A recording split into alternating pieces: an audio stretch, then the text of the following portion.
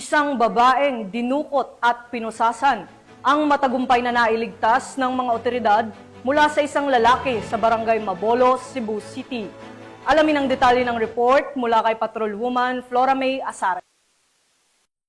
Matagumpay na nailigtas ng mga otoridad ang isang babae matapos dukutin, pinusasan sa kamay at paa at takpan ng pandikit ang bibig ng isang lalaki sa Pope John Paul II Avenue, Barangay Mabolo, Cebu City noong Pebrero 9 taong kasalukuyan. Kinilala ang sospek na si Lindon, residente ng Marco Polo Residences, Lahog, Cebu City, at ang biktima na si Princess, 24 anyos, residente ng Pandavil Subdivision, Apas, Cebu City. Ayon sa investigasyon, inimbitahan ng sospek ang biktima na sumamang maglaro, ngunit sa halip ay sa pilitang pinusasan ang kanyang kamay at paa. Tinakpan ng pandikit ang bibig at isinakay sa isang sasakyan na hindi alam ang direksyon. Nagawa ng biktima na makatawag sa kanyang kapatid na agad gumamit ng Google Map upang matunton ang lokasyon ng biktima. Agad itong humingi ng tulong sa mga pulis na nagresulta sa pagkaaresto ng sospek. Nakuha mula sa operasyon ang 2 metal handcuff at isang Toyota Race.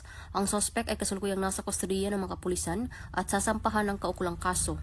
Patuloy na pinapaigting ng mga otoridad ang kampanya laban sa kriminalidad upang mapanatili ang kaligtasan at kaayusan sa kanilang nasasakupan dahil sa bagong Pilipinas, ang gusto ng pulis, ligtas ka.